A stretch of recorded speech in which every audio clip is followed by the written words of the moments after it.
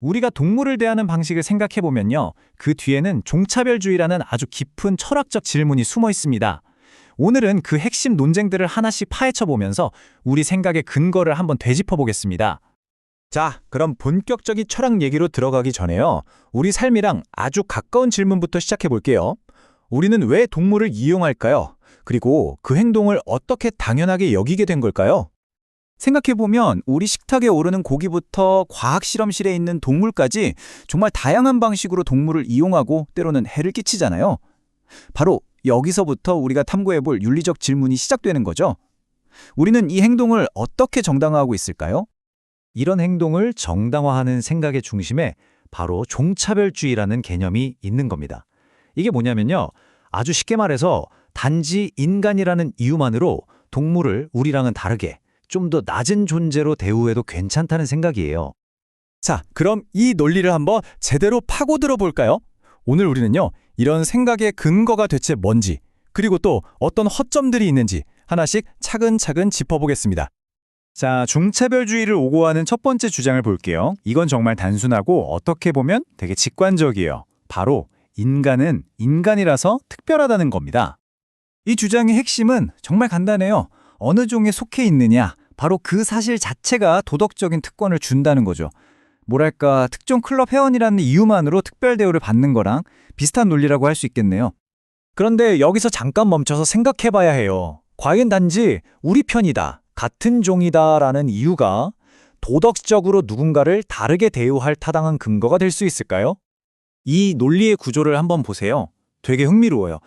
우리 종이니까 특별하다는 주장은요, 과거에 우리 인종이니까 또는 우리 성별이니까 특별하다고 했던 주장들이랑 놀라울 정도로 닮아있죠?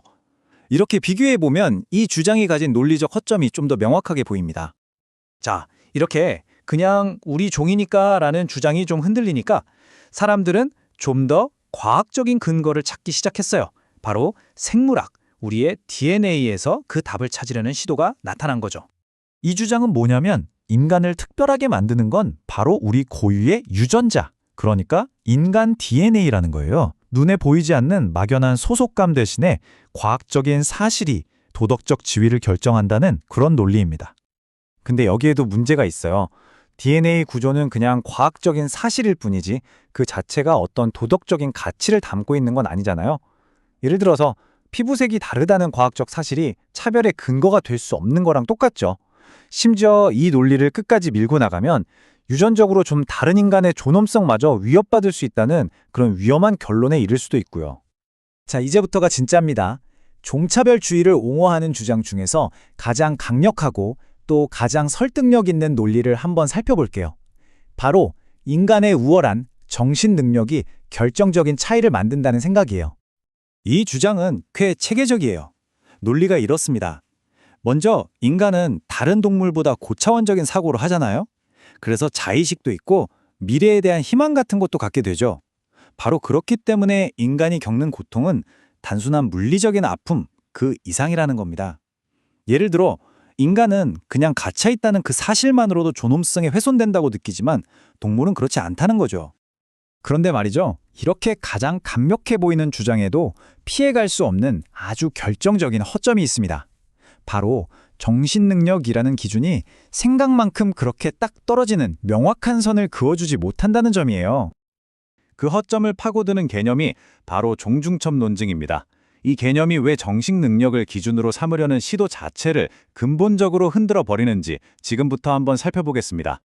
자, 이 표를 보시면 결정적인 포인트가 보입니다. 우리 인간 중에도 갓난아기나 안타깝지만 심각한 뇌 손상을 입은 환자처럼 정신 능력이 낮은 경우가 있잖아요. 반대로 동물 중에는 일부 영장류처럼 웬만한 어린아이보다 더 높은 지능을 가진 경우도 존재하죠. 즉, 이 능력의 스펙트럼이 종의 경계를 넘어서서 이렇게 서로 겹치는 겁니다. 바로 이 지점에서 이 주장의 모순이 확 드러나는 거죠. 만약에 정신 능력이 정말로 도덕적인 기준이라면 우리는 왜 지능이 높은 침팬지를 지능이 낮은 인간보다 덜 중요하게 여기는 걸까요?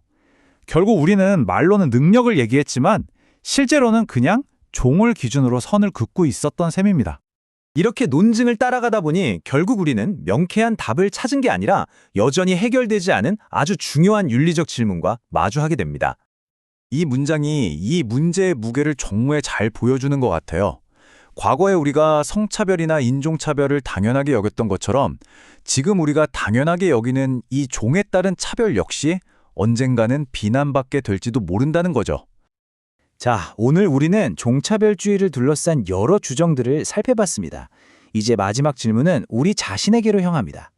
동물을 대하는 우리의 방식, 그리고 그 밑에 깔려있는 우리의 믿음은 과연 윤리적으로 정당화될 수 있을까요? 한 번쯤 깊이 생각해보면 좋을 문제입니다.